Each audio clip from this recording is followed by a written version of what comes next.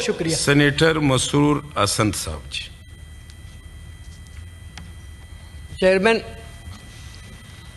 सबसे पहले तो मैं आपका शुक्रिया अदा करता हूं कि आपने मुझे बात करने का मौका दिया। गो के ऐवान खाली है, इधर से भी इधर से भी, लेकिन मिस्टर चेयरमैन हमें तो आदत हो चुकी है दीवारों से बातें करने की। चले उस पे तो बात हो गई। नहीं, बात अब मुझे करने दें। किसी को 20 मिनट, किसी को 50 मिनट, किसी को 45 minute. Mister chairman, with due respect, पहले ही आपने गाड़ी में लगा दिया तो मैं बंद कर देता हूं। किसी को नहीं बात करूंगा। जी जी ये जब बात यहाँ सुबह बड़ा अच्छा माहौल था और बहुत अच्छा लगा कि ऑपोजिशन लीडर ने भी बहुत अच्छी अच्छी बातें की और हमने भी उनकी बातों को बहुत ही एहतराम के साथ, बहुत ही दिलचस्पी के साथ, बहुत ही खामोशी के साथ सुना और सारे दिन भी। लेकिन रवैया दोनों तरफ का एक ही जैसा दिखता है, ना आप होते हैं ना आप होते हैं। तो बातें, बहरहाल मैंने जो कहा कि हमें दीवारों से बातें करना अच्छा लगता है, जुल्फ़िकार अली भुट्टो बातें करते करते फांसी पे चढ़ गए। आज तो साल भर की कैद की बातें कर रहे हैं। आसिफ अली जरदारी 14 साल तक जेल में दीवारों से बातें करते करते 2 दफा सदर बन गए आज। और मैं खुद जनाब सदर, जनाब चेयरमैन, मैं यहाँ कोई ऐसे नहीं बैठा। हम लोगों ने भी एक जमहूरी स्ट्रगल की है, हमने भी अपनी पीठों पे 15 कोड़े खाए हैं ज़िया-उल हक के दौर में, जब आप वर्ल्ड कप की ट्रॉफी लेकर अपने अस्पताल को बना रहे थे। हम तो नहीं गिला करते और हम ये समझते हैं कि सियासत में डायलॉग की बहुत अहमियत है। और हमारे पर ये इल्ज़ाम ऑपोजिशन की जानिब से लगाया गया कि पीपल्स पार्टी वाले मुनाफकत कर रहे हैं, ये नूरा कुश्ती लड़ रहे हैं। यही तो हम आपको सिखाना चाहते हैं, यही तो हम आपको बताना चाहते हैं कि सियासत में डायलॉग होते हैं। हमारी कोई रिजर्वेशन है और रिजर्वेशन थी जिसकी बिना पर हमारे चेयरमैन ने कल बजट सेशन से बाहर रहे और हमने वो अपोजिशन लीडर से भी बात की, गवर्नमेंट के पार्टी वालों से भी बात की और हम उनको मुतमईन करने की कोशिश कर रहे हैं, क्योंकि हम चाहते हैं कि इस बजट में जो हमसे वादे किए गए थे उसके मुताबिक, क्योंकि मुल्क इस वक्त इंतहाई नाजुक दौर से गुजर रहा है और इस नाजुक दौर में सियासत और मईशत का चोली दामन का साथ है।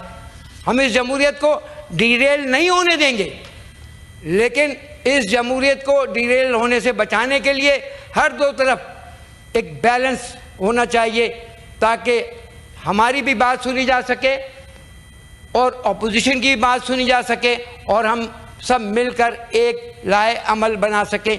और हम तो बचपन से सुनते चले आ रहे हैं अयूब खान के ज़माने से, अगले 5 साल बजट आएगा मुल्क खुशहाल हो जाएगा, फिर आएगा मुल्क खुशहाल हो जाएगा। मुल्क 70 साल से खुशहाली नहीं हो पा रहा है। तो अब आए तमाम सियासी लोग, तमाम सियासी पार्टियां, इस सारे मामलात पर ये हमें एक अच्छा मौका मिला है कि इस पर बैठकर बात करें। और बजट में, मैं बजट के मामलात में इसलिए भी इतना ज़्यादा मुतमईन नहीं हूँ कि मैं आपसे गुजारिश करना चाहता हूँ कि हमारे 80 मिलियन वर्कर्स जो कि इस मुल्क की सनतों का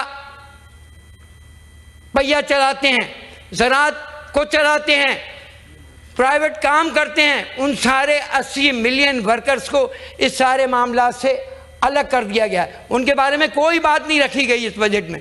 वो 80 मिलियन वर्कर से हमारे जुल्फ़िकार अली भुट्टो शहीद ने 1976 में एक एक्ट पास किया था और उसमें कहा था कि जो भी वर्कर हो उसको रजिस्टर्ड होना चाहिए और उस एक्ट के तहत आजिर और अजीर के दरमियान एक मुआहदा हुआ था उस एक्ट के तहत, जिसमें 0.1% जो है वो मजदूर देता था और 5% मालिक देता था और इतना ही हिस्सा फिर हुकूमत पाकिस्तान अदा करती थी। उसको EOBI कहते हैं, उसके बारे में कोई बात नहीं की गई। और उसमें कहा गया है इसमें कि हम कंट्रीब्यूशन पेंशन फंड बनाएंगे। जब एक इदारा मौजूद है, आप उस इदारे को जदीद बुनियादों पर उसको इस्तेमाल करें, उसको देखें, उनको, वो भी तो आखिर इंसान है जो 1976 से 10,000 रुपये सिर्फ पेंशन ले रहे हैं। उनकी पेंशन में तो कोई इजाफा नहीं किया जाता, वो तो वैसे ही उसी हालत में है।